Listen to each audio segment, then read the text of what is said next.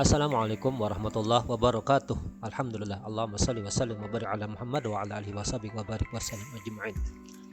Baik, semuanya ya, saya coba bikin video ini untuk kalian yang kemarin ketika meeting baik di kelas IPA 1, IPA 2, IPA 3, IPA 4, lintas minat IPS 3 dan IPS 5 yang kemarin ketika meeting di kelas masing-masing tidak bisa bergabung dengan macam-macam kendala atau alasannya, ataupun yang ketika meeting masih belum bisa fokus dan belum memahami secara menyeluruh materi ini.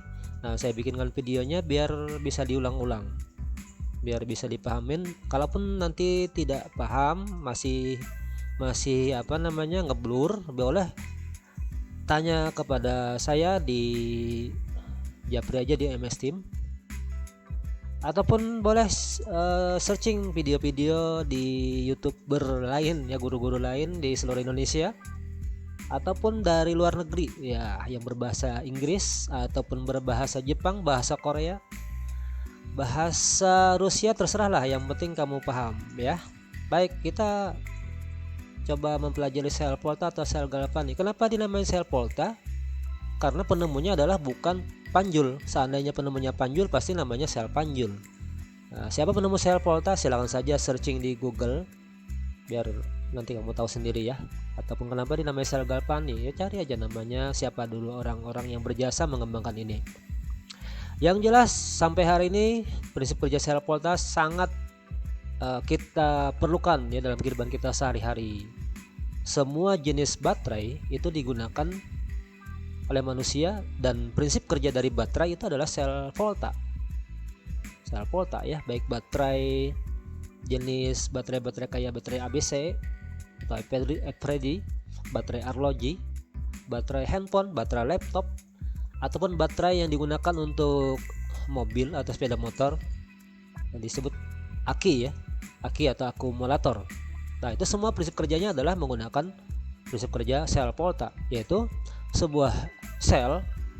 Dalam hal ini sel ini bukan sel seperti kamu belajar biologi ya, beda selnya. Kalau ini adalah sel perangkat, satu perangkat lengkap untuk menghasilkan listrik dari reaksi kimia. Jadi kita bisa simpulkan adalah sel Volta adalah suatu alat yang bisa membangkitkan energi listrik dari reaksi kimia. Nah, bagaimana ceritanya dari reaksi kimia bisa menghasilkan listrik?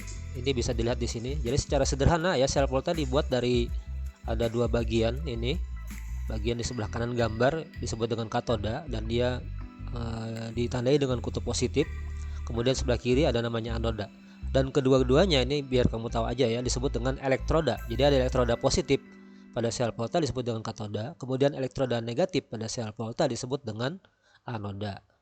Kemudian pada larutan di bagian katoda itu dilarutkan adalah tembaga sulfat CuSO4. Kalian tahu semua bahwa tembaga sulfat kristalnya berwarna biru ya, kristal berwarna biru, dan ketika kita larutkan ke dalam aqueous maka dia juga menghasilkan larutan yang berwarna biru dan terion ya, karena dia merupakan sejenis garam ya, dia terion menjadi CO2+ dan SO4 2-. Sementara di bagian sebelah kiri, di gelas beker sebelah kiri, kita larutkan zinc sulfat. Zinc sulfat sebenarnya sih warnanya colorless ya, tidak berwarna atau bening. Tapi mungkin di gambar ini saya comot aja dari Google, bukan saya menggambar. Saya biar lebih kelihatan seperti kesan-kesan itu larutan ya, ada airnya gitu. Zinc sulfat juga terlarut menjadi Zn2+ dan SO4 2-. Kemudian pada bagian anoda ini dicelupkan plat seng. Jadi yang digunakan sebagai elektroda negatif adalah plat seng. Seng tahu ya, seng dulu sering digunakan untuk atap bangunan berupa seng gelombang ya. Kalau sekarang sudah sering digunakan mungkin sejenis galvalum ya. Kemudian di sebelah kanan dicelupkan elektroda positifnya adalah plat tembaga. Tahu ya tembaga ya, tembaga sering digunakan pada kabel-kabel itu ya, baik kabel serabut maupun kabel tunggal. Tapi di sini digunakan plat. Kalau di lab kan ada bentuknya plat ya, kita tinggal gunting saja dia. Kita gunting bentuk seperti ini. Nah, kemudian ketika dicelup dan dihubungkan dengan kabel, maka ini kan ada dua buah sel yang terhubung, dan karena dia punya perbedaan potensial reduksi, nanti akan dibahas gimana potensial reduksinya dan apa itu. Ya, maka ini akan terjadi reaksi spontan. Jadi reaksinya gini, reaksinya adalah pada bagian anoda ini Zn atau Zn dalam fase padat. Fase padat ini dia akan mengalami reaksi pelepasan elektron atau disebut juga dengan reaksi oksidasi. Iya, di kelas 10 sudah belajar ya tentang oksidasi. Reaksi pelepasan elektron disebut dengan oksidasi. Jadi Zn di sini mengalami reaksi oksidasi, dia melepaskan elektronnya. Akibatnya, ketika Zn melepaskan elektron, maka dia akan berubah menjadi ion, ion Zn2+. Dan ketika dia bentuknya sudah jadi ion, dia tidak akan bisa lagi bergabung dengan logam yang ini. Logam ini kan dia bentuknya solid ya. Ketika jadi ion, dia akan larut ke dalam larutan ini. Apa akibatnya? Akibatnya di larutan ini yang tadinya sudah ada ion Zn2+ akan mendapatkan ketambahan Zn2+. Reaksi terus berlangsung, maka semakin banyak ion Zn2+ yang larut di dalam sini, dan itu akan mengakibatkan nanti ketidakseimbangan antara jumlah ion positif dan ion negatif dari SO42-. Kalau tadi kan sebelum terjadi reaksi, ketika kita baru masukin larutan ZnSO4, maka perbandingan antara ion positif dari Zn2+ dan ion negatif dari SO42- itu seimbang. Nah, ketika reaksi berlangsung dan terus-menerus berlangsung, maka jumlah ion positif di sini akan semakin banyak, sehingga nanti kalau dia tidak berimbang lagi akan menyebabkan reaksi di sini terganggu atau terhenti. Itulah gunanya di sini digunakan jembatan garam. Nanti saya jelaskan di belakang. Itu gunanya jembatan garam. Baik. Sekarang bagaimana dengan tadi kan dia Zn melepaskan elektronnya, menyebabkan Zn membuat terbentuk jadi ion dan lepas ke dalam larutan. Kemudian kemana ceritanya elektron tadi? Elektronnya kan disebutkan Zn melepas elektronnya. Kemana elektronnya? Ingat, elektron adalah sebuah partikel yang bergerak sangat bebas dalam bahan logam ya, materi logam. Makanya disebut logam itu memiliki awan elektron, karena dia elektron pada logam bergerak sangat bebas. Ya, sangat bebas. Elektron yang dilepaskan dia akan mencari jalan ke semua bagian dari logam ini, dan ketika di sini ada kabel, dan kita tahu kabel ini dibuat dari biasanya tembaga, dan sifat dari tembaga kan sangat mudah menghantarkan elektron ya. Maka elektronnya akan bergerak dari sini, pindah mengikuti jalur yang ada ini. Jalur elektronnya bergerak, ketemu loop tup ya, kemudian langsung terus jalan sampai ke sini, ketemu voltmeter. Voltmeter dia fungsinya adalah membaca kalau atau membaca atau mendeteksi kehadiran elektron atau arus listrik ya. Jadi ketika elektron lewat di sini, maka akan terbaca sebagai arus listrik, sehingga voltmeter akan jarumnya bergerak ke kanan. Atau kalau di sini kasih lampunya akan nyala. Tuh ya, jadi ini alat membuktikan bahwa di sana terjadi aliran elektron. Terus elektronnya bergerak ke sebelah kanan, ketemu dengan logam Cu. Logam Cu, dia elektron tidak bereaksi dengan logam Cu, tapi nanti elektronnya akan bergerak terus ke dalam sini, ke dalam larutan ya, di seluruh bagian Cu ini karena dia bebas tadi. Dan ketika di bagian larutan yang dalam larutan itu terdapat ion Cu2+, maka elektronnya akan bereaksi dengan Cu2+. Nanti akan dijelaskan juga kenapa tidak sebaliknya, kenapa bukan Cu yang mengalami oksidasi, tapi justru Zn ya. Nah, Cu2+ ketemu dengan elektron, maka Cu2+ akan mengikat elektron atau menerima elektron. Masih ingat? Istilah reaksi yang menerima elektron atau menangkap elektron disebut reaksi, bagus sekali, reaksi reduksi. Jadi kalau tadi Zn di sini mengalami oksidasi, sebaliknya Cu2+ di sini mengalami reaksi reduksi ya, reduksi. Dan ketika dia tereduksi, Cu2+ akan membentuk logam Cu. Jadi kehilangan muatan positifnya menjadi netral, menjadi Cu ya. Cu-nya nanti dia biasanya akan mengendap ke bagian bawah ini, ke bawah dari gelas beker. Baik, dari cerita tadi Cu2+ kalau dia terus menerus menerima elektron, maka dia berubah jadi Cu netral, Cu yang muatannya 0, artinya pada bagian ini ion Cu2+ semakin lama semakin berkurang. Jadi kebalikan dari Zn tadi ya.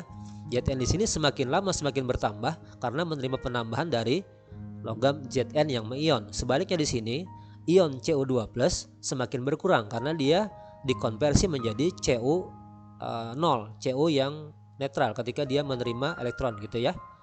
Akibatnya juga di sebelah sini terjadi ketidakseimbangan muatan antara positif Cu2+ dan ion SO4 2-. Jadi sama ya kasusnya. Kalau di sebelah kiri dia kelebihan muatan Zn2+ atau kelebihan muatan positif, kekurangan muatan negatif. Sebaliknya di kanan, kekurangan positif, kelebihan negatif. Itulah digunakan jembatan garam. Jembatan garam ini dibuat dari agar-agar atau jelly ya istilahnya, yang diisi dengan elektrolit. Biasa digunakan elektrolit seperti KCl, bisa juga digunakan natrium nitrat dan lain-lain. Jadi di sini ada contohnya. Nah, kalium nitrat, kalium klorida, natrium sulfat, natrium nitrat. Jadi dan elektrolit ya seperti kalian tahu juga dia akan mengion. Jadi dalam agar-agar itu nanti akan mengion. Kita ambil contohnya misalnya KCl. Kita anggaplah ini jembatan garamnya dibuat dari KCl, atau dia nanti kan mengion jadi K positif dan Cl minus. Kemana perginya K dan Cl min, K positif atau Cl minnya nanti saling dia akan saling untuk menetralkan larutan di sebelah kanan dan kiri. Kita lihat tadi di sebelah kanan ini semakin Cu2+ berkurang berarti dia akan menyebabkan kekurangan muatan positif atau kelebihan muatan negatif. Kekurangan muatan positif. Maka untuk menetralkannya, untuk menyeimbangkannya kembali perlu kalium positif ke sini. Jadi setiap satu Cu2+ berubah menjadi Cu, masuklah 2 ion K positif. Kenapa 2 ion? Karena kalium muatannya kan +1, sementara Cu yang hilang +2, sehingga untuk mengimbangkannya dia perlu 2 buah ion K positif. Oke, sebelah kiri Zn-nya semakin banyak, akibatnya posisi SO4 2- semakin kalah ya, semakin sedikit. Maka dibantu dengan ion, kalau tadi KCl berarti ion Cl- nya ke sini. Oke, jadi setiap penambahan 2 positif Cl-, 2 Cl- akan masuk ke sini untuk mengimbangi muatan positif dari Zn. Saya kira bisa dipahami ya. Di sini ada tutup berpori penjelasannya supaya agar-agarnya jangan tumpah, tapi tetap bisa dilewatin oleh ion. Oke. Nah, yang jadi fokus sebenarnya adalah aliran elektron tadi, ini elektronnya. Jadi selama terjadi reaksi ini, ketika Zn terus mengalami oksidasi, melepaskan elektron terus mengalir. Dan kita tahu semua bahwa aliran elektron sebenarnya adalah aliran listrik. Kalau dia secara konvensional, listriknya bergerak dari plus ke min, dia berlawanan dengan arus elektron. Kalau elektron dari anoda ke katoda, maka aliran listrik dari katoda ke anoda, sebaliknya ya gitu. Dan itu disepakati oleh para ilmuwan bahwa arus listrik konvensional itu berlawanan dengan arus elektron ya. Baik, sudah kita bisa memahami bahwa alat ini bisa menghasilkan listrik, dan sampai hari ini masih digunakan orang ya, dalam bentuk baterai. Kita bayangin aja kalau misalnya handphone secanggih apapun tidak ada baterainya, itu sangat tidak keren kan ya. Gimana kita bisa menggunakan handphone kalau misalnya handphonenya terus dicolok ke listrik dari PLN. Memang PLN itu dia prinsip pembangkit listriknya kan menggunakan generator ya. Kelebihan mereka adalah bisa menghasilkan listrik yang besar, tapi sifatnya tidak mobile karena generator menggunakan alat yang besar. Beda dengan listriknya kimia, memang kecil listriknya, paling ya misalnya bisa menghasilkan kayak gini, ini menghasilkan 1,1 volt aja, tapi dia juga sifatnya mobile. Walaupun kalau kita bayangin pakai gini ya, pakai beker glass gini ya tidak mobile, tidak praktis tuh dibawa-bawa. Tapi kan orang terus meriset, melakukan eksperimen gimana caranya supaya elektrolit yang digunakan tidak cair seperti ini, sehingga ditemukanlah berbagai jenis elektrolit dan berbagai jenis katoda anoda yang sifatnya lebih fleksibel, lebih mudah digunakan, dan juga harapannya juga nanti aman terhadap lingkungan ya. Baik, cerita tadi panjang lebar itu dituliskan dalam reaksi seperti ini aja nih. Reaksinya, nah gini reaksinya. Jadi ada di bagian anoda tadi reaksi oksidasi Zn ditulis seperti ini. Reaksi oksidasi sudah dikenal ya di kelas 10. Seperti ini. Di sebelah kanannya ada N0, nanti akan dijelaskan apa sih N0 ini, dari mana dapatnya. Kemudian di katoda reaksi reduksi. Jadi ion Cu2+ menerima elektron menjadi Cu. Kemudian dijumlahkan jadi reaksi sel namanya. Jadi reaksi di anoda katoda kita gabungin jadi reaksi sel, kita turunin ke bawah aja ini kan Zn Cu2+, kemudian elektronnya karena di kanan 2 elektron, di kiri 2 elektron bisa dieliminir, mengalami eliminasi, hilang, dicoret. Kemudian di kanan 2 Zn12 kita turunin, Cu diturunin gini ya. Jadi ini reaksi selnya. Kemudian jumlah dari E sel atau potensial selnya, potensial listrik selnya adalah 1,1 jumlah dari ini. Sekarang dari mana angka ini diperoleh? Ini adalah kalau sekarang kita tinggal menggunakan ada yang namanya tabel. Sini saya tampilkan. Nah, ini ada tabel daftar potensial elektroda standar untuk beberapa logam penting. Sebenarnya banyak lagi ya kalau ditampilkan. Kalau kamu lihat di buku-buku referensi itu banyak. Karena setiap logam dia punya daftar, punya angka ini. Disebut standar karena dibandingkan dengan elektroda hidrogen. Hidrogen nilainya 0,0 ya. Jadi ini hidrogen sebagai pembanding nilainya 0,0. Yang lain ada yang seperti timbal mengalami reaksi reduksi. Timbal 12 mengalami reduksi menghasilkan Pb atau timbal netral, timbal dengan muatan 0. Itu potensial reduksinya adalah minus 0,13. Sn atau timah minus 0,14 dan seterusnya. Semakin ke sini dia semakin kecil ya, Semakin ke bawah dari hidrogen semakin besar. Jadi angka tadi yang di atas tadi diambil dari sini. Sekarang kita lihat Zn reaksinya gimana? Zn di sini, perhatikan di sini Zn2+ bereaksi dengan 2 elektron menghasilkan Zn minus 0,76. Sekarang di sini tadi kenapa ditulis positif? Apakah salah? Tidak ya, memang benar ditulis positif. Kenapa? Karena reaksi yang ditulis di tabel, perhatikan di tabel untuk Zn ini adalah tabel reaksi reduksi, reaksi penerimaan elektron, reaksi penangkapan elektron. Nilainya minus. Ini kan? Zn2+ di sebelah kiri, elektron sebelah kiri. Sekarang perhatikan yang tadi, dia Zn-nya mengalami reaksi oksidasi. Oke, bisa dilihat ya. Jadi ketika reaksi kita balik maka tanda N0-nya menjadi berubah tanda. Yang tadinya minus 0,76 menjadi positif 0,76. Jelas ya. Kemudian Cu untuk di bagian katoda Cu kita lihat Cu di sini. Cu2+ mengalami reaksi reduksi, potensi reduksinya adalah plus 0,34. Di sini reduksi plus 0,34. Kita lihat di persamaan reaksi tadi, ini juga reduksi, berarti kita tidak usah mengubah, tetap 0,34 ya. Kemudian dijumlahin. Jadi hasil ini, angka-angka ini didapat dari tabel. Tabel itu hasil eksperimen ya, orang-orang yang terdahulu, para ahli kimia, mereka sudah membuat, kita tinggal menggunakan. Jadi nggak perlu dihafal juga sih ini. Jadi nggak perlu angka-angka dihafal. Nanti kalau ulangan ini akan diberikan data ini ya. Kalaupun tidak diberikan pasti ada clue atau petunjuk gimana menentukannya. Misalnya diberikan dengan deret volta, nanti kita bahas ya. Oke, saya kira bisa dipahamin untuk reaksi selnya. Jadi kalau diminta buat reaksi sel ini reaksi sel namanya ya. Oke. Kemudian ada lagi istilah notasi sel. Notasi sel di diagram atau disebut notasi sel yang lebih populer ya. Notasi sel adalah cara menuliskan reaksi sel ini dalam cara penulisan seperti ini. Ingat cara mengaturnya atau menulisnya adalah di anoda dulu baru katoda. Jadi yang sebelah kiri anoda dipisahkan dengan 2 garis baru katoda. Biar kamu ingat aja kata akad anoda katoda, anoda katoda. Kemudian di anoda juga dipisahkan dengan 1 garis seperti ini. Ini anoda, reaksi before-nya, ini after-nya. Jadi before after. Begitu juga dengan katoda ya, before after. Kita lihat di anoda before-nya adalah Zn, after-nya Zn2+. Atau sebelum reaksi Zn sudah reaksinya Zn2+ ya, tulis seperti ini. Kemudian di bagian katoda Cu2+ menjadi Cu di sini ya. Cu2+ menjadi Cu. Selnya dituliskan saja seperti di atas. Ini ya jumlah dari ini tadi ya. Oke, saya kira untuk notasi sel bisa dipahami gampang ya. Dan kamu juga harus bisa diberikan ini kembali ke sini, harus bisa ya. Misalnya soalnya gini, tuliskan reaksi selnya. Harus tahu ya ini. Tapi kan gampang kalau balikannya ya, dari reaksi ini ke reaksi sel ini kan gampang. Berarti Zn plus CO2 plus gitu ya. Zn plus CO2 plus menghasilkan Zn2 plus dan CO. Karena ini before-nya ini sama ini kan before nih. Ya enggak? Ini afternya dengan ini afternya. Oke, gampang.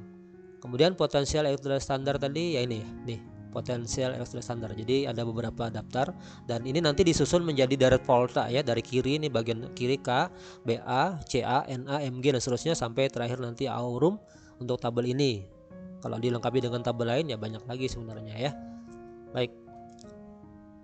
Contoh soal saya kira bisa dilewatin karena biar videonya tidak terlalu panjang ya, karena sebagian kemarin kan sudah saya bahas juga di meeting ya. Kamu lihat aja, bisa di screenshot ini nanti. Kalaupun tidak paham boleh tanya. Misalnya berikan dua elektrolit seperti ini, Mg2+, Ag, biasanya dilengkapi dengan ininya, dengan N0 nya. Diminta tuliskan reaksi selnya, tentukan E selnya, tuliskan notasi selnya ya dari tabel ini. Nah ini clue-nya gini. Jadi kalau gini kan ini ya, gini, baik sini lagi. Ini reaksi sel bisa terjadi kalau E selnya positif. Ingat, ini kata kunci. E selnya, reaksi sel itu bisa berlangsung spontan atau bisa terjadi kalau N selnya bernilai positif. Karena kalau kita balik nanti dia akan nilainya negatif dan itu tidak terjadi. Kalau E selnya negatif tidak terjadi, reaksi nggak terjadi, tidak spontan ya. Jadi harus positif. Dan bagaimana caranya supaya positif? Berarti sebagai anoda kita harus cari yang nilainya kecil dan katoda yang besar. Ya, oke ya. Jadi ada betul seperti ini, maka ini kata kuncinya bisa digunakan. Katodanya pilihlah yang N0-nya besar, anodanya yang kecil supaya nanti nilainya maksimal. Padahal kan penjumlahannya gini ya. Nah, nanti juga ada teknik menghitung yang lain. Oke.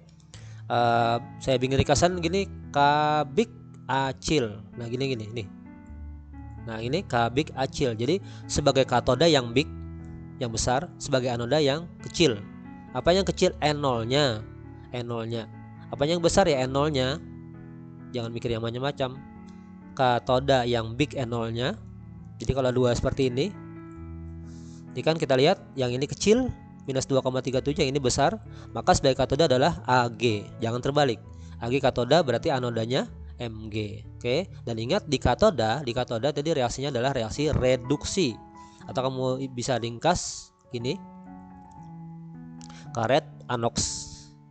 Di katoda terjadi reduksi, di anoda terjadi oksidasi. Karet anoks. Di katoda terjadi reduksi atau penerimaan elektron, di anoda terjadi oksidasi atau pelepasan elektron. Nah, konsep gitu harus diingat lagi dari kelas 10 ya. Dan insya Allah kamu masih ingat ya. Oke. Tadi kalau kita sudah tahu yang mana sebagai katoda, yang mana sebagai anoda, kan tinggal susun saja ini. Katodanya Ag, tadi aslinya kan gini, kita kalau tuliskan tanpa ada angka 2 aslinya. Gini.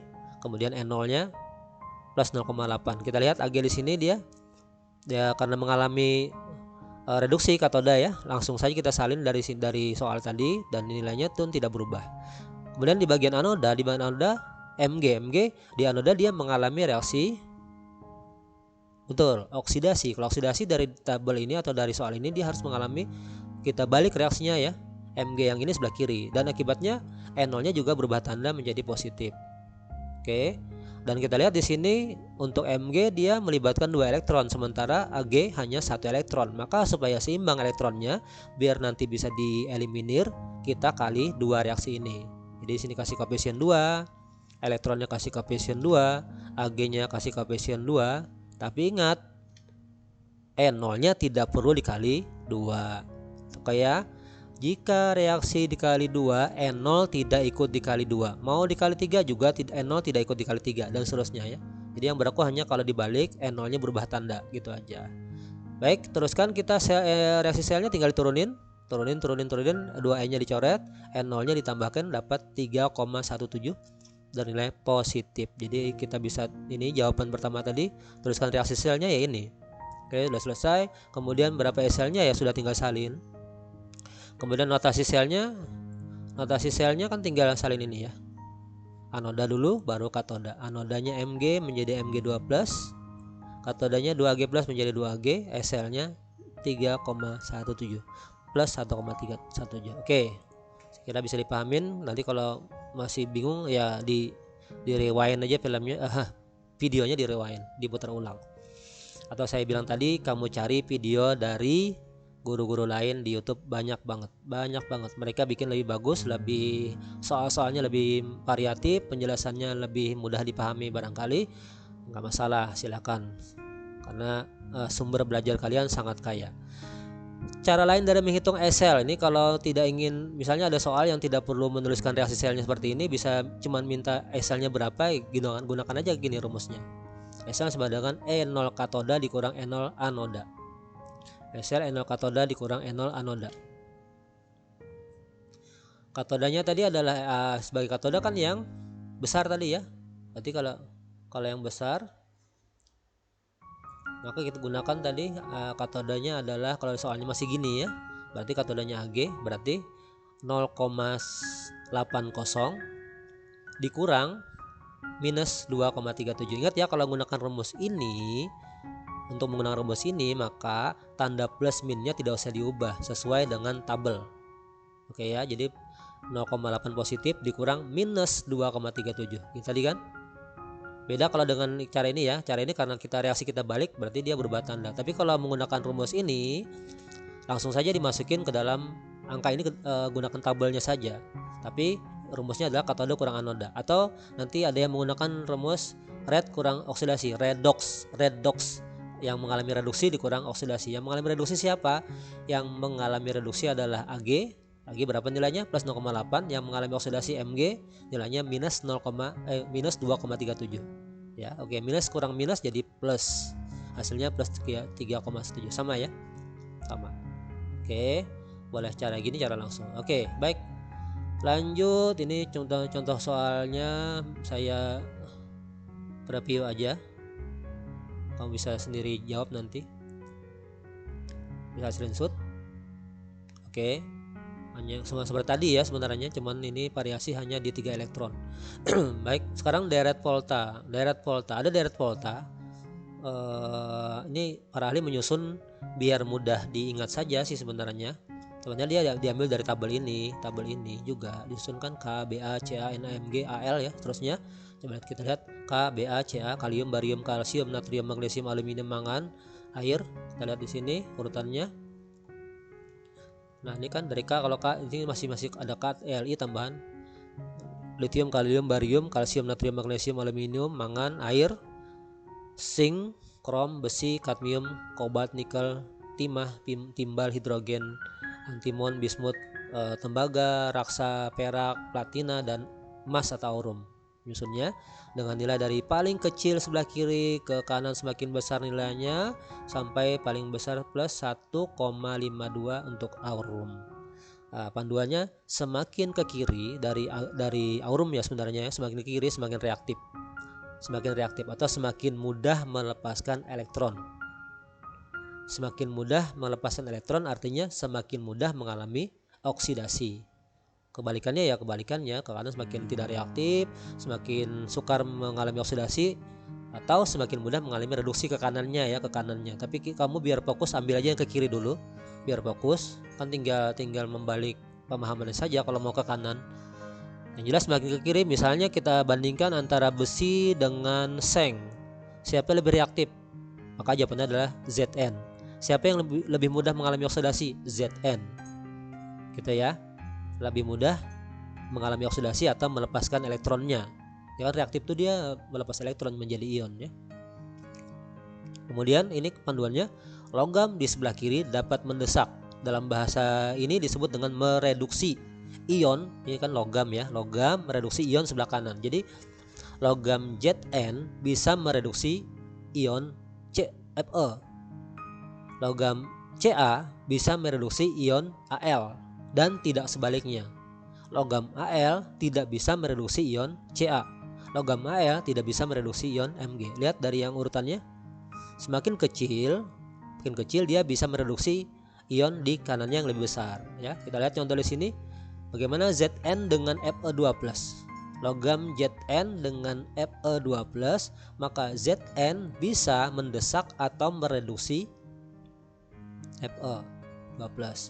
Dan tidak sebaliknya, kalau posisi Cu dengan Sn kita lihat, Cu di sini, oke, Sn di sebelah kirinya, maka logam Cu tidak bisa mereduksi timah karena dia di kanan, lebih besar, potensi reduksinya lebih besar. Oke, mudah-mudahan bisa dipahamin ini ya. Nanti kalau untuk video, kalau masih belum paham, kamu review reply lagi, rewind lagi ya. Contoh soal. Nah, contoh-contoh soalnya ya gini-gini. Kalau udah sel volta itu diberikan reaksi A, B, C, masing-masing punya ya nilainya, ini ada. Nah, untuk reaksi reduksi Fe, potensi reduksinya minus 0,44, timah minus 0,13, dan tembaga gini. Pertanyaannya, nah, mana jawabannya yang benar? Coba kamu pikirkan, bisa nggak kamu jawab ini? Kamu pause dulu videonya, terus coba-coba jawab tanpa mencari di Google ya. Barangkali jawaban ini ada juga di Google. Brandly, yang sering pakai Brandly kan, sering tuh banget kan pakai Brandly. Baik, saya coba jawabkan untuk soal ini. Oke ya, kita lihat, kita susun dulu ini. Susun dari yang paling kecil ke besar. Kalau ini kan sudah terurut ya sebenarnya soal ini. Dari paling kecil ini besi, ya enggak? Minus 0,44, baru Sn timah minus 0,13, Cu plus 0, berarti dia dari kiri ke kanannya menurut sel volta adalah Fe, baru Sn, baru Cu. Kok cuy? Ya, Cu. Tadi penungannya adalah yang logam sebelah kiri bisa mereduksi ion kanannya. Kita lihat yang A. Ini kalau udah tahu kan jawabannya sebenarnya ya kamu ya, kalau lihat ini kan. Kita lihat apakah A ini benar. Cu dapat mereduksi Fe2+. Apakah Cu bisa mereduksi Fe2+? Jelas tidak, karena dia Cu di sebelah kanan. Ya Kak? Jelas A ini salah. Kemudian Fe dapat mereduksi Sn2+. Fe bisa mereduksi Sn, benar ya. Di sininya benar. Kita lihat kanan, tetapi tidak dapat mereduksi Cu. Fe tidak dapat mereduksi. Oke. Ya bisa ya sebenarnya. Berarti jawaban B juga salah. C. Fe dapat mereduksi Cu, benar. Tetapi tidak dapat mereduksi Sn, salah, karena dia bisa kedua-duanya. Kan sebelah kiri nih. Sn dapat mereduksi Fe. Sn dapat mereduksi Fe, bisakah? Nggak bisa, karena dia kanan, Sn di kanan ya. Terus nggak bisa. Sn mereduksi Cu bisa. Sn bisa mereduksi Cu. Fe dapat mereduksi Sn dan Cu. Ya, jawabannya benar ini ya. Nih. Oke kan? Karena di sebelah kiri ya. Fe di sebelah kiri dari Sn dan Cu. Jadi Fe bisa mereduksi ion Sn2+, Fe dapat mereduksi ion Cu2+. Sn dapat mereduksi ion Cu2+, dan tidak sebaliknya. Oke, bisa dipahamin? Baik, sekarang sebagai tugas kamu screenshot ini. Nah, ini silakan dijawab soal ini. Jawabannya, soalnya tulis juga ya. Silakan soal ditulis di buku catatan. Kemudian jawabannya ditulis juga, dan kamu SS, kamu foto, kemudian kirim seperti biasa ke kelas tim sesuai hari pelajaran kimia kamu untuk masing-masing kelas. IPA 1, IPA 2, IPA 3, IPA 4, IPA 4, kemudian IPS 3 dan IPS 5. Karena ini tugas bebas ya, boleh silakan bekerja sama, saling berdiskusi. Namun harapannya ketika berdiskusi bukan sekedar mencontek, tapi berusaha belajar. Jadi kalau misalnya kamu paham, temanmu nggak paham, diajarin sampai dia paham kenapa jawaban seperti itu ya. Tidak berikan potensi reduksi ada 4. Pilihlah 2 pasangan setengah sel yang punya S tertinggi. Jadi kamu banding-bandingkan ini, misalnya PB dengan Mg dengan PB, berapa N0-nya, PB dengan Ag berapa N0-nya, N0 selnya. Itu kalau udah paham sih gampang banget ya, cari mana biar tertinggi. Yang paling tinggi pertama satu pasangan, kemudian di bawahnya lagi yang di bawah N0 selnya lebih rendah dari itu ya di bawah 1. Kan ini dia bisa menjadi berapa pasang ini? MGPB, MGAG, MGCR, PBAG, PBCR, AGCR bisa pasangannya ya, dan seterusnya. Mungkin permutasi apa kombinasi nih matematika tuh, silakan. Kemudian apakah periksa apakah ini spontan? Kamu lihat apakah nolnya spontan. Tadi spontan kalau N0 selnya bernilai positif. Kemudian pertanyaan ketiga, dapatkah krom digunakan sebagai pelindung, logam pelindung bagi perak atau Ag+? Jelaskan jawabannya. Jadi kalau bisa kenapa, kalau nggak bisa kenapa. Oke ya. Oke. Insya Allah kalian semua bisa menjawabnya. Insya Allah saya yakin. Baik. Bapak kira cukup ya untuk materi ini, udah panjang lebar. Mudah-mudahan bisa manfaat buat kamu semua, atau mungkin siswa-siswa dari sekolah lain, dari daerah lain. Kalau kebetulan ketemu dengan video ini, silakan dimanfaatkan kalau menganggap ini manfaat. Kalau tidak manfaat atau ada kesalahannya, terutama untuk para master kimia di seluruh Indonesia, kalau ada kesalahan saya terutama miskonsepsi, silakan diberi komentar mana-mana yang harusnya tidak saya sampaikan seperti itu, harusnya benar seperti apa. Oke, makasih banyak. Sekali lagi kita akhiri dengan alhamdulillah ya, alhamdulillahirabbil alamin. Kita doa sama-sama, mudah-mudahan ilmu yang kita pelajari menjadi keberkahan buat kita bersama, buat masyarakat seluruhnya. Baik, dari saya terima kasih. Assalamualaikum warahmatullahi wabarakatuh.